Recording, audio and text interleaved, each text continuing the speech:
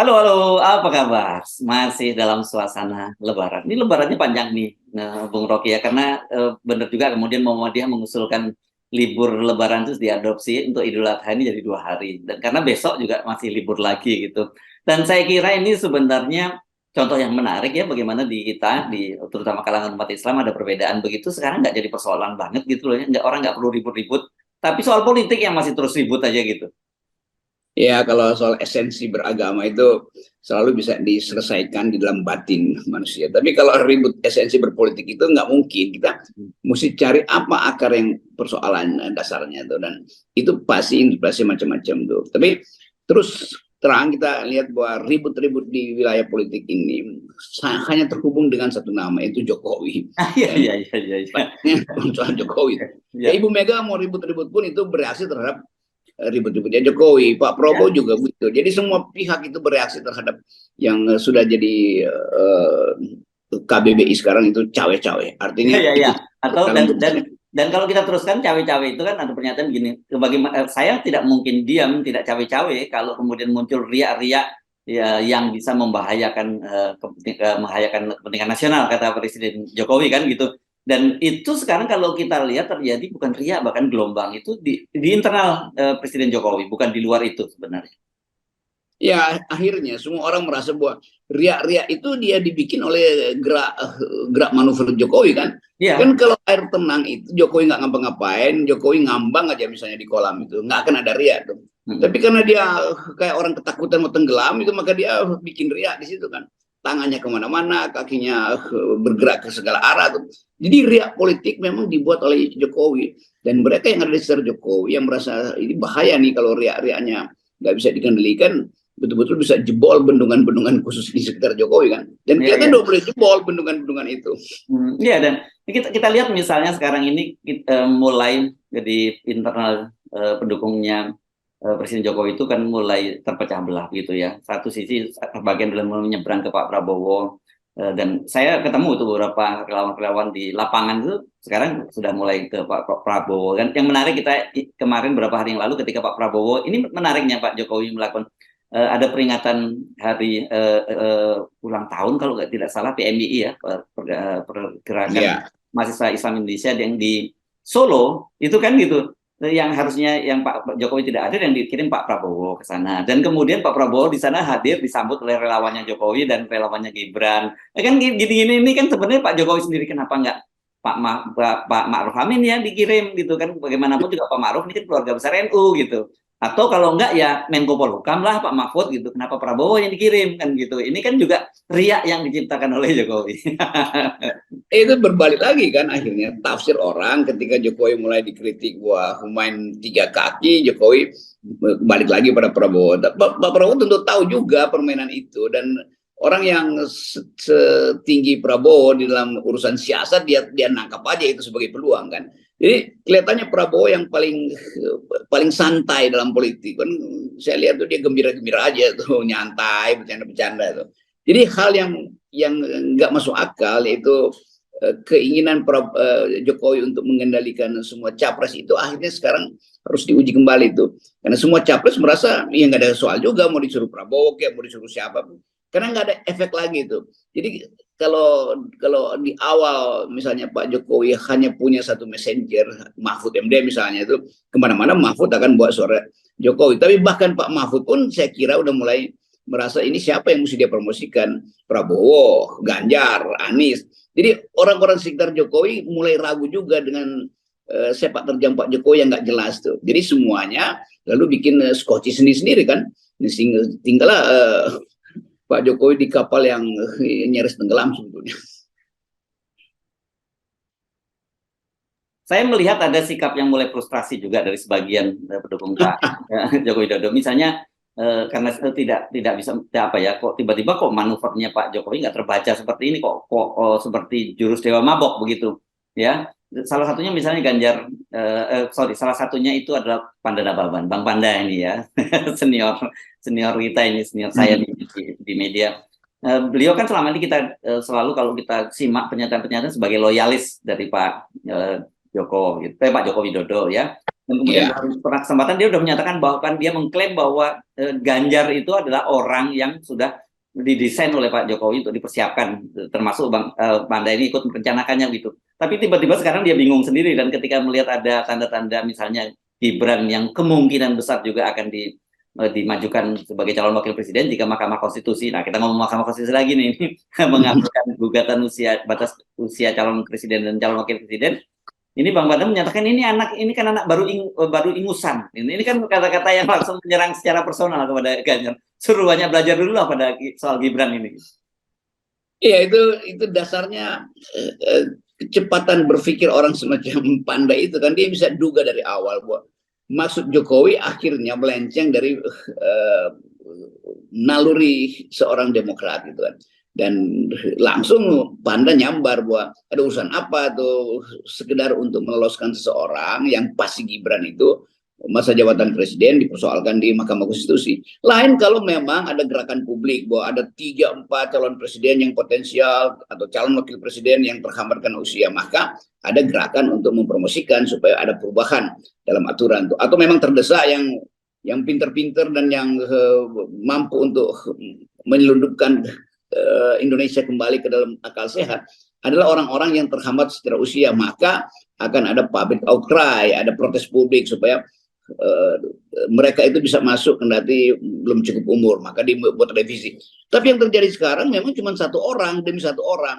Nah, itu yang menyebabkan orang semacam Pak Panda itu menganggap bahwa ini betul-betul pewarisan dinasti dong, dan Panda pasti orang yang nggak suka hal-hal yang sifat feodalistik dari segi mental atau pengalaman dia sebagai jurnalis yang malang melintang dalam semua isu politik. Dia ngerti bahwa isu Jokowi terakhir adalah isu untuk menghasilkan dinasti, bukan untuk menghasilkan demokrasi. Kira-kira itu hipotesa dari saudara Panda dan Baban. Iya, iya.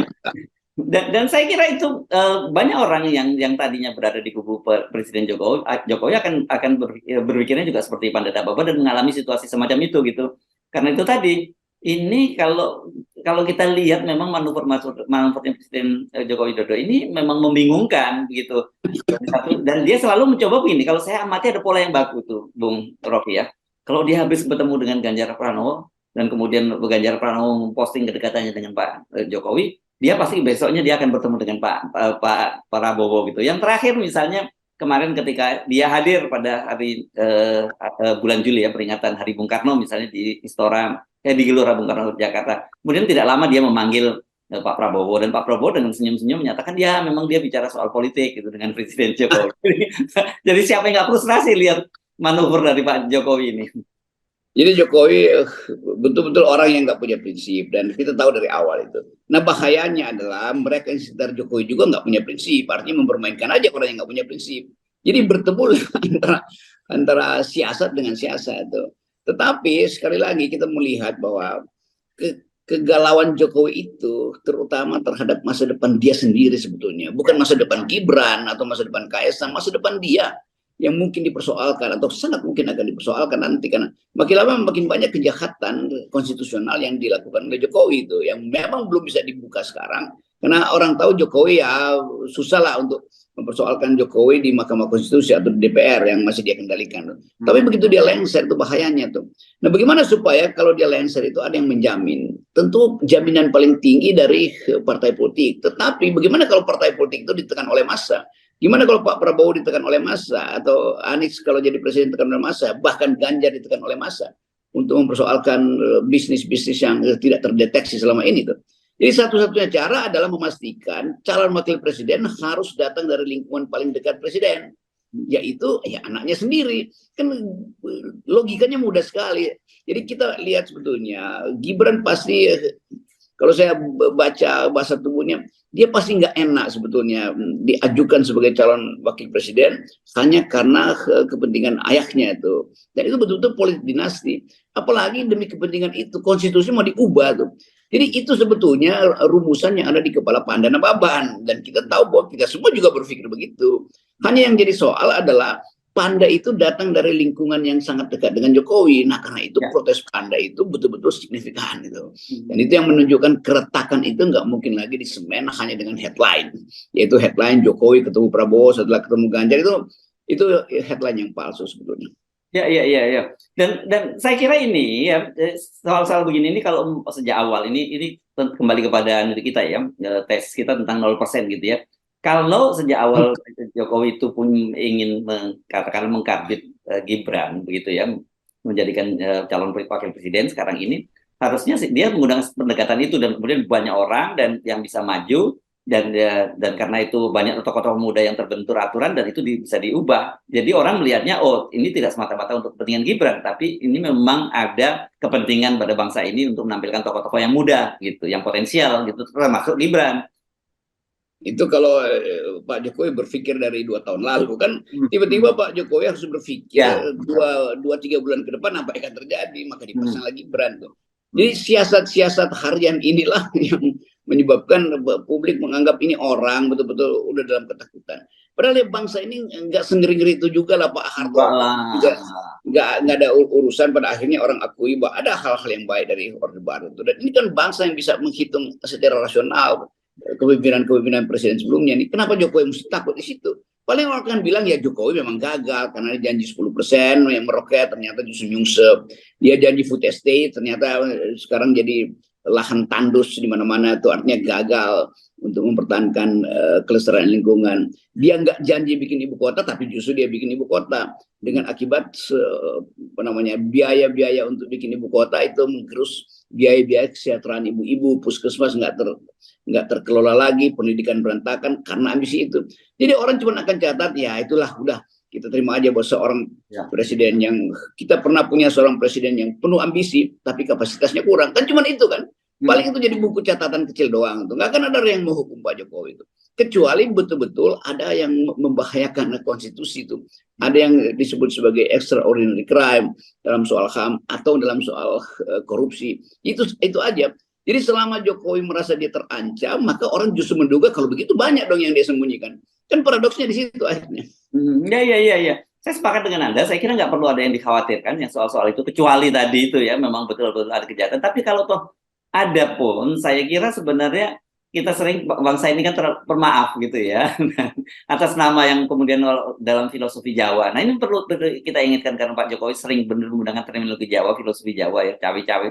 Kita kan ada istilah yang dulu sangat kita kenal banget di eranya Pak Soeharto, era Orde Baru, mikul dur mendem jeruk. Nah itu ya mesti kita ingatkan pada Pak Jokowi, ini filosofi bangsa ini, filosofi Jawa, tapi saya kira sudah diadopsi oleh bangsa ini. Jadi Pak Jokowi nggak perlu gelisah, mesti tenang saja lah gitu ya.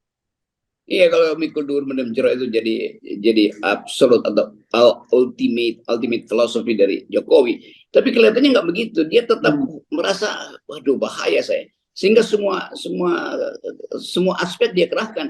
Bahkan budayawan, seniman itu disuruh untuk jadi pemuja Jokowi kan. Itu yang dikritik orang juga. Bikin puisi aja harus dipesan supaya memuji-muji Jokowi atau merendahkan orang lain. Jadi kehidupan kebudayaan kita pun menjadi dangkal karena cewek-cewek Jokowi.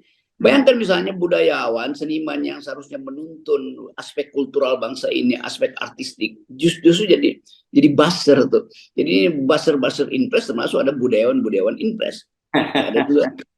Ya, nah ini menarik ya. Nanti tapi ini ambil curcol ini. Nanti silakan ikuti bahasan saya karena saya melihat dari sisi komunikasi itu saya kasihan dengan Ibu Megawati, Bung Rocky. Kenapa? Kan itu peringatan hari bulan Bung Karno itu dipersiapkan sangat matang sejak berapa bulan yang lalu bahkan gitu kan. Itu harusnya jadi panggung besarnya Ibu Megawati. Ini malah yang dicuri gitu, dibajak oleh Butet yang Anda maksud seniman tadi kan Butet kan. Karena sampai hari ini orang udah lupa dengan bulan Bung Karno. Yang ada orang yang ingat itu malah dua, Bung Rocky, bukan hanya Butet. Juga belusukannya Ganjar ke pasar di Jakarta itu. Jadi sampai sekarang itu masih jadi running issue. Ini kan wah, gitu orang ini dibajak betul oleh dua orang ini panggungnya Bu Mega. Ya itu seharusnya ada semacam teguran Pak Jokowi sebagai kepala negara tuh untuk proteksi bahwa kita lagi merayakan seseorang yang dikenal di dunia sebagai pemikir. Bung Karno juga adalah seniman, dia banyak bikin sketsa, dia mendesain, dia menulis kalimat-kalimat puitis. Jadi sebetulnya kesenimanan Bung Karno itu yang dirusak justru oleh orang-orang yang mencuri panggung hari-hari ini kan. Jadi kita lupa bahwa Bung Karno, kalau siapa sih Bung Karno? Bapaknya Megawati. Orang lupa bahwa Bung Karno itu juga seniman. Kalau dia nulis kalimat itu puisinya terasa bahasa yang puitis. Kalau dia berpidato retorikanya kelihatan keren. Jadi terlihat bahwa dia membaca sastra itu, dia paham tentang joke-joke dunia itu. Kan itu intinya kan. Ya, Bukan ya. sekedar seorang yang mampu untuk menghasilkan peradaban baru politik Indonesia, tapi sekaligus jadi simbol kebudayaan. Jadi itu sebetulnya. Nah, kita Ya, ya. ingat tahun Bung Karno ini sebagai tahun kesenimanan justru itu. Nah, itu sebetulnya yang salah.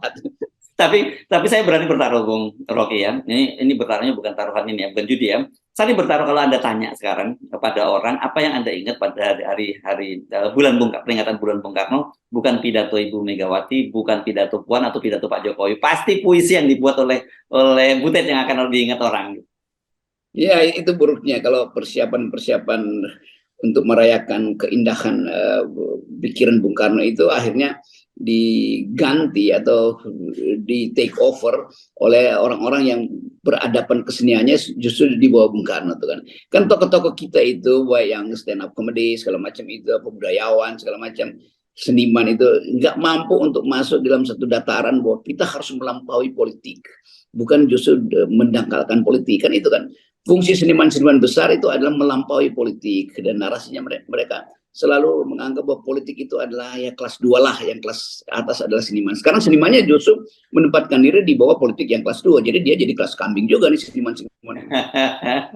Tapi kita bantu Ibu Megawati dengan mengingatkan bahwa kemarin baru berlangsung bulan Bung Karno dan dengan prinsip tadi yang kita sebut bahwa pikul durung dan jero, bagaimanapun Presiden Soekarno itu adalah satu tokoh besar, salah satu founding parent kita yang meletakkan dasar negara ini, gitu ya. Dan kita lupakan semua kesalahan-kesalahan beliau, dan yang kita ingat adalah bagaimana beliau itu membangun karakter sebuah bangsa Indonesia yang dikenal di dunia internasional. Dan sekarang ini justru itu yang hilang dari mereka, dari orang yang harusnya melanjutkan warisan dari Bung Karno, ya ini Pak Jokowi. Iya, jadi kita ingat supaya kita tahu bahwa Bung Karno itu dibayar oleh penghargaan dunia pada sikap dia itu. Yang seniman-seniman hari ini dibayar seolah-olah cuma standar sebagai buzzer, kan sayang kan. Ya. Kesenimanan para seniman Indonesia, budayawan Indonesia itu harganya itu setara dengan buzzer akhirnya. itu akibatnya. Ya. Oke. Baik, terima kasih Bung Rocky ya. Dan kita nolkan semuanya itu, apalagi ini Hari Raya Idul Adha. Sampai jumpa. Assalamualaikum warahmatullahi wabarakatuh. Ya, Waalaikumsalam.